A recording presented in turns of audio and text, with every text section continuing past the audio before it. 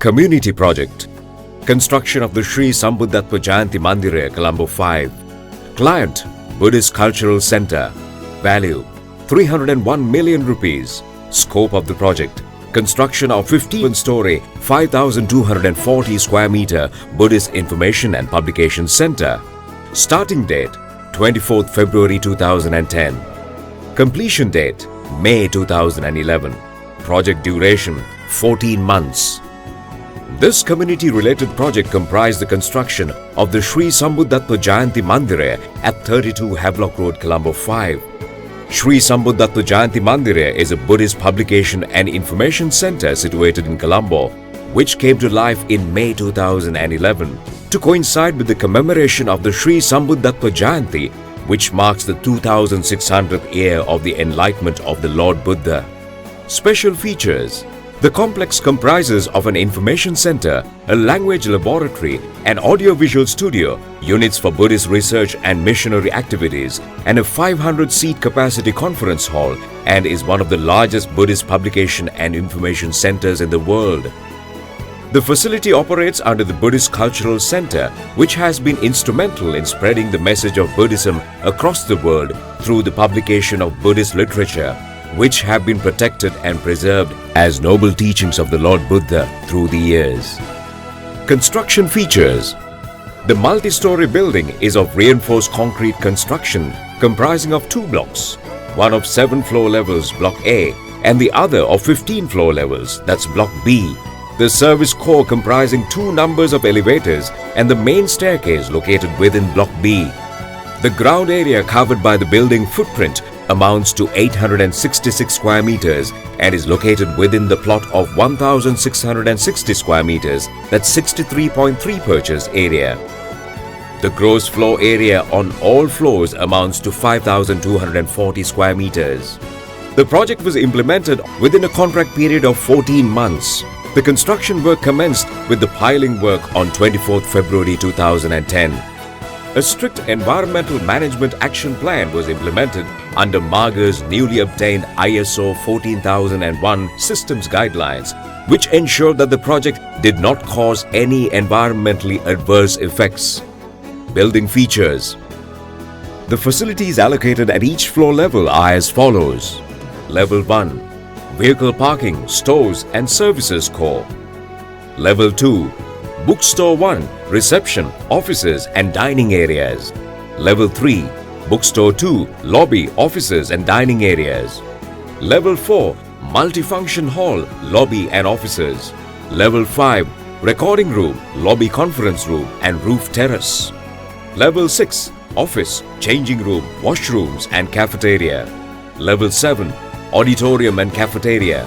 Level 8, roof, balconies and cafeteria. Level 9 to 12, accommodation and lobbies. Level 13 to 14, seminar halls.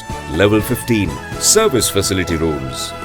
Level 16, roof terrace. The 2 elevators comprise a 15-person unit serving 7 floors from levels 1 to 7 and a 10-person unit serving 12 floors from levels 1 to 12. Site organization.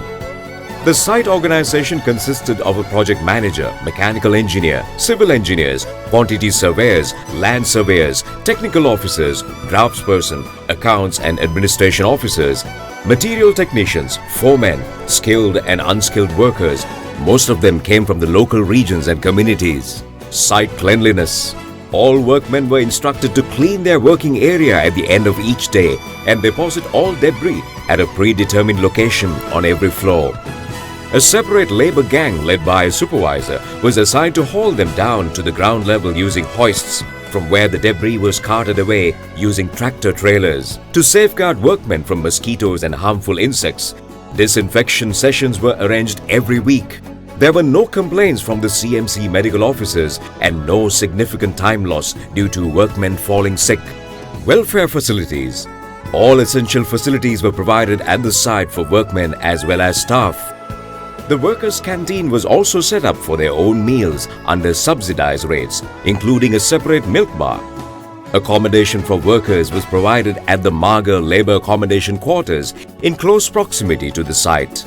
Safety. All necessary safety equipment ranging from safety shoes, safety harnesses, dust masks, gumboots, goggles and earplugs were provided to workers depending on their daily work tasks, schedules and requirements. Safety meetings were held regularly to educate the workmen on the importance of safety at site. Notices and signboards were on display at vantage locations to warn workmen of possible hazards. Fire extinguishers were placed at predetermined locations. The project team was very stringent on the use of proper safety equipment at all times. This heightened awareness for safety was conveyed to all workmen and in turn had resulted in no major incidents on site right up to project completion. Progress. Project manager ensured that progress of work was maintained according to the project master program, and the team managed to stay slightly ahead of the planned progress of work throughout a substantial portion of the project. Completion. The project was successfully completed within a short time span of 14 months. The Sri Sambuddhatva Jayanti Mandire was ceremonially opened by the President of Sri Lanka, His Excellency Mahinda Rajapaksa, on 15th May 2011.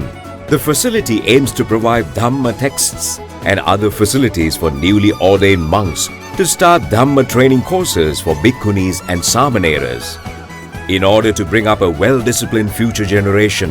Furthermore, the Buddhist Cultural Center at Sambuddhatva Jayanti Mandire expects to carry out more projects for Dhamma school children, as well as for the other youth by providing Dhamma books through electronic media and computers, and to provide financial assistance and material needs for dilapidated temples in rural areas with limited resources.